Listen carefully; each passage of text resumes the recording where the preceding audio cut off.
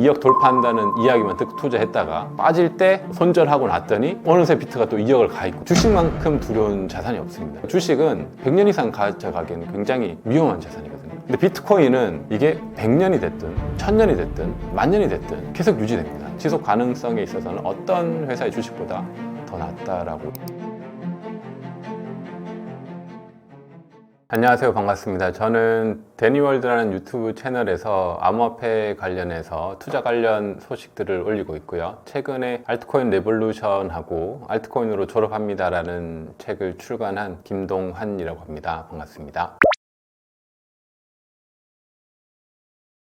하반기 비트코인 전망이 사실 지금이 굉장히 중요한 시기인데요. 이제 비트코인이 11만 불을 터치하고 나서 굉장히 좀 두 가지 진영 중에서 싸우고 있는 진영이라고 보시면 돼요. 쉽게 얘기해서 이게 11만 부 이제 전고점을 다시 올랐고 최고점을 찍었기 때문에 그대로 계속 상승장으로 이어갈 것인가, 아니면 뭐 조정이 일어날 것인가, 이런 굉장히 어려운 시장이죠. 그런 시장 속에 현재 있고, 그래서 세력들이 이제 뭐 불장과 베어리시 장 중에서 어떤 식으로 갈지 지금 계속 이제 횡보 가운데 싸움이 굉장히 치열하게 있습니다. 그래서 사실 요 구간대가 굉장히 많은, 이제 과거 이제 뭐 10만 불 때 진입한 사람들도 이때 사실 정리해야 될지 고민을 하는 시기고, 아니면 또 신규로 이제 진입하는 세력들도 있고, 아니면 다시 이제 조정이 와서 빠질 것인가, 이런 이제 가운데 굉장히 좀 치열한 구간이죠. 그래서 이 시기가 조금 지나면 비트코인은 이제 방향성이 이제 확실해지는데, 그런 목전에 두고 있고요. 그래서 뭐 개인적으로는 이제 확률적으로도 그렇고, 뭐 전체 차트상으로도 봐도 그렇고, 하반기 이제 비트코인이 굉장히 좀 좋은 시장이 될 걸로 전망하고 있고요. 그런 시장 가운데서 지금 현재 상황을 좀 지켜보고 있는 상황입니다. 뭐 1년 단기 전망도 꽤 중요할 수 있는데요. 이제 투자하시는 분들이 사실 오랫동안 이제 기다려왔고, 사실 어떤 올해가 이제 비트코인의 어떤 최고점을, 이번 사이클에서 최고점을 찍을 것이다라고 이제 기대하는 분들이 많이 있거든요. 그리고 이제 뭐 반대 분들도 있고, 그래서 그런 관점에서 굉장히 이제 오랫동안 비트코인을 단기적으로 이제 투자하시는 분들은 최고점에 이제 팔기를 원하는 그런 이제 시기죠. 그래서 그 시기가 언제냐라고 봤을 때 이제 올 하반기를 아마 정점으로 보는 그런 관점이 시장에 많이 있고요. 그래서 그런 관점하고 그렇지 않고 또 뭐 조정이 있을 수 있고 생각보다 비트코인이 많이 상승하지 않을 것이다, 이런 관점이 있는데, 물론 이제 장기적으로 보면 비트코인은 계속 이제 우상향하는 자산이기 때문에 내가 비트코인을 장기 투자한다면 지금의 가격대는 큰 의미는 없긴 합니다. 어차피 이제 비트코인이 계속 이제 우상향하는데, 이게 비트코인을 또 단기로 이제 투자하는 분들이 있고, 또 굉장히 좀 저렴하게 산 분들이 있단 말이죠. 예를 들어 2만 불, 3만 불, 4만 불, 뭐 5만 불, 6만 불, 이때 이제 매수한 분들이 있어요. 이런 분들은 비트가 예를 들어 한 20만 불 갈 것이라고 예상하면 굉장히 그 높은 수익률을 얻을 수 있는 거죠. 그런 분들이 지금 이 수익을 실현할 것인지, 아니면 뭐 한 20만 불 찍고 수익을 실현할 것인지, 이제 그런 관점들이 있기 때문에 뭐 단기적으로 투자하시는 분들에게는 단기로 하면 한 1년 정도, 지금이 굉장히 중요한 시기고, 뭐 장기로 투자하시는 분들은 사실 뭐 큰 의미는 없긴 합니다. 어차피 비트가 계속 우상향하는 자산이기 때문에 적립식으로 이제 계속 이제 꾸준히 매수할 수 있는 또 좋은 시기이기도 하죠. 비트코인이 뭐 2억은 돌파할 가능성이 올해 충분히 있다고 보고 있고요. 근데 이제 2억을 돌파하는 과정이 쉽지는 않습니다. 비트코인 같은 경우 지금도 뭐 11만 불 찍고 나서 이제 굉장히 이제 횡보 가운데 어려운 구간에 있는데, 이러다 또 갑자기 크게 빠지기도 하거든요. 그래서 비트가 2억을 돌파하더라도 그 전에는 비트가 또 굉장히 크게 빠졌다가 또 올라갔다가, 이런 것을 비트코인이 반복한다는 거죠. 그래서 투자자들은 비트가 2억 갈 걸로 생각하고 내가 예를 들어 한 1억 뭐 4천, 5천에서 투자했는데, 이게 좀 지나다 보면 1억까지 같이 빠지기도 하거든요. 그러면 내가 다시 이거를 정리해야 되나 하면서 보통은 이제 손절을 하죠. 근데 손절하고 나면 어느새 비트가 또 2억을 가 있고, 뭐 이런 게 이제 비트코인의 특징이거든요. 그래서 비트코인 오랫동안 투자한 분들은 비트코인 이렇게 많이 빠지기도 하고 또 오르기도 하기 때문에 이런 것들을 어느 정도 컨트롤할 수 있지만, 최근에 이제 비트가 인기가 많고 신규로 진입하는 분들에게는 단순히 2억 돌파한다는 이야기만 듣고 투자했다가 중간에 이제 빠지는 구간을 보통은 견디질 못하더라고요. 그래서 빠질 때 손절하고 났더니, 손절하고 나면 또 비트는 또 갑니다. 보통 그런 현상을 계속 반복하거든요. 되거든요. 그래서 내가 이제 비트를 투자한다고 마음먹었으면 어느 정도 좀 인내심을 가지고 좀 긴 관점으로 좀 비트가 많이 빠지더라도 좀 기다릴 필요가 있습니다. 비트는 그럴 때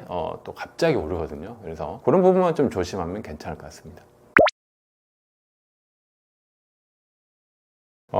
중국이 이제 비트코인을 원래는 그 대외적으로 이제 금지를 했었고, 뭐 내부적으로는 그래도 다른 뭐 채굴도 여전히 좀 하고 있는 게 있고, 특히 홍콩이라는 나라를 통해서 이제 비트코인 ETF라든지 이런 것들을 좀 적극적으로 이제 활용을 하고 있는데, 근데 이제 홍콩이라는 나라는 어쨌거나 이제 작은 나라고, 중국이 대외적으로 이 채굴을 다시 하게끔 허용한다는 것은 큰 변화죠. 왜냐하면 기존의 입장을 바꾼 건데, 왜 그러냐면 이제 실제 이제 중국은 역시 미국을 이제 계속 견제하고 있는데, 미국이 굉장히 채굴부터 비트코인에 대해서 굉장히 적극적이에요. 미국은 오히려 채굴 기업들을 육성해주는 그런 정책들을 시행하려고 하고 있습니다. 그러다 보니까 중국 입장에서는 굉장히 좀 불리해진 거죠. 중국이 비트코인이라는 자산을 절대 가볍게 여기지 않거든요. 그리고 이제 비트코인이라는 자산이 중국 입장에서는 미국에 대비해서 자기들이 더 많이 보유해야 되는 그런 전략 자산 중에 하나이기도 하고요. 근데 이제 대외적으로는 이것을 좀 그냥 숨기고 있었는데, 채굴을 이제 적극적으로 한다는 것은 이거 좀 대외적으로 이제 변화가 있는 거죠. 그래서 이렇게 됐을 경우는 중국까지 저렇게 좀 긍정적으로 바뀐다면 전 세계의 질서도 좀 많이 바뀔 수 있습니다. 그래서 그런 의미로 비트코인에 굉장히 좀 좋은 뭐 호재일 수가 있겠죠. 그러니까 원래는 이렇게 내부적으로는 비트코인을 계속 중국이 지지하고 있지만 대외적으로 또 표방하는 것은 좀 다른 입장이 있잖아요. 그런 데서 어쩔 수 없이 좀 변화를 줘야 되는 그런 어떤 외부적인 요인이 있는 것 같습니다. 양자 컴퓨터로 인해서 비트코인이 이제 해킹될 수 있다는 가능성은 있습니다. 왜 그러냐면 비트코인의 주소 체계 자체가 양자 컴퓨터가 발전하면 해킹 가능성이라고 하죠. 그 가능성은 있지만 그건 이제 비트코인만의 문제는 아니고, 양자 컴퓨터가 발전하면 어떤 국방 시스템이라든지 은행 시스템이라든지 모든 그 인프라들이 다 동시에 취약해져요. 그래서 거기에 대응하는 이미 이제 암호학은 다 나와 있고, 그래서 그걸로 이제 교체만 하면 되는 건데, 비트코인도 역시 똑같이 양자 컴퓨터가 실제 나와서 당장 위협이 된다면 그 비트코인의 주소 체계라든지 이런 것을 바꿀 수 있습니다. 그래서 그것은 뭐 크게 이제 염려할 부분은 아니고요. 그런 부분에서는 큰 문제가 없다고 이제 이미 전문가들이 많이 이야기하고 있고, 그 입장을 이제 조금 공부해 보셔서 좀 개인적으로 확증을 가지면 되는 부분이기 때문에 큰 문제는 안 되고요. 이런 이제 뭐 위협적인 요소들이 있죠. 비트코인에 위협하는 그런 부분에서 비트코인이 어떤 기축통화로서의 어떤 역할을 할 수 있을까, 이런 부분에서는 분명히 이제 비트코인은 기축통화라기보다는 어떤 디지털 자산, 그리고 굉장히 금과 같은, 금이 이제 오랫동안 이제 사람들한테 사랑을 받아왔잖아요. 그런 것처럼 어떤 자산의 역할로서 어떤 뭐 달러나 어떤 국채나 어떤 자산보다도 굉장히 이제 오랫동안 가져갈 수 있는 그런 역할을 할 수 있는 유일한 자산이라고 봅니다. 왜냐하면 비트코인은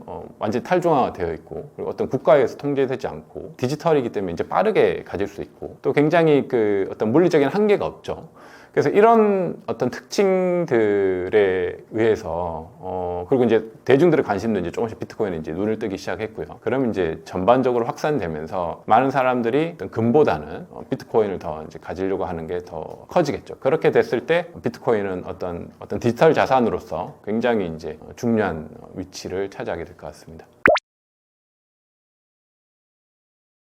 사람들이 이제 주식은 두려워하지 않는데 투자할 때 비트코인은 두려워하는 분들이 꽤 많더라고요. 근데 결론적으로 말씀드리면 그것을 반대로 생각해야 됩니다. 사실 주식만큼 두려운 자산이 없습니다. 주식이라는 것은 어떤 회사잖아요. 회사인데 회사가 사실 10년, 20년은 괜찮지만 100년 이상 회사가 지속하기라는 굉장히 어렵거든요. 그리고 뭐 아마존의 창업자도 자기네 회사도 뭐 한 10년 이상 어떻게 지속될지 나는 확신할 수 없다, 뭐 이런 이야기를 하는 마당에, 그리고 최근에는 워낙 이게 트렌드가 많이 바뀌어서 어떤 굉장히 큰 기업이 10년 이상 지속 가능하기라는 굉장히 좀 어려운 숙제가 됐습니다. 근데 뭐 10년은 이제 지속 가능하다고 하더라도 예를 들어 100년 지속 가능할까? 그렇게 이제 따져보면 주식시장에서 100년 동안 계속 상위에 있었던 주식이 있는지 한번 찾아보시면 없다는 걸 발견하게 될 거예요. 그러니까 주식은 100년 이상 가져가기에는 굉장히 위험한 자산이거든요. 근데 비트코인은 이게 100년이 됐든 1000년이 됐든 10,000년이 됐든 계속 유지됩니다. 그럼 비트코인은 어떤 소유한 회사가 있는 게 아니고 탈중앙적으로 사람들이 자기들이 가지고 있는 거예요. 이것들을 계속 보유하고 있으면 더 이제 보유하려고 하겠죠. 그래서 어떤 회사가 없고 이것을 컨트롤하는 주체가 없고 금과 비슷한데 디지털 형태로 있기 때문에